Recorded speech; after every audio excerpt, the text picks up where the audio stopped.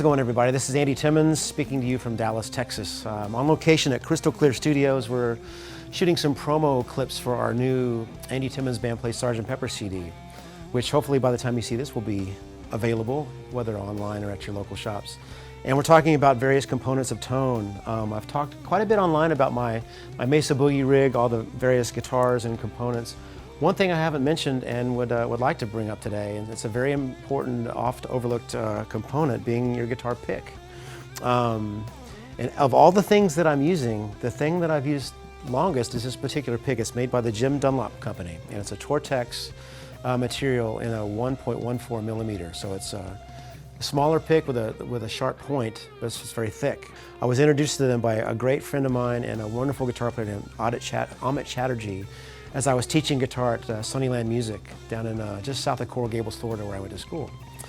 And he gave me this. It was a purple pick, so it might have been a slightly different dimension. But I immediately recognized that I had more control over dynamic on the guitar. I had more control over tone, and my groove seemed to improve. I guess maybe the smaller size, and I used my fingernail and the tip of the pick at the same time. So perhaps that being a bit more defined gave me more of an immediate connection with the string. So with the skin of my index finger and the pick at the same time, that's how I achieve a lot of my tone.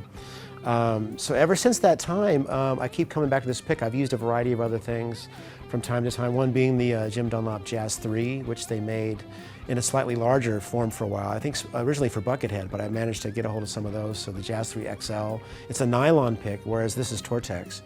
So the tone's a little bit better, I'd say, with the nylon, but I didn't feel the same connection. I didn't feel that immediacy and control that I have with this pick. So that's kind of why I keep coming back to it. And so since 1984, it's been the only main consistent part of my tone. I've been using Mesa Boogies for years now. As you know, I've had a signature guitar for years, but my relationship with the Dunlop pick goes back even farther. So thank you, Jim Dunlop and company, for making these awesome picks that I love, and you get a chance to check it out.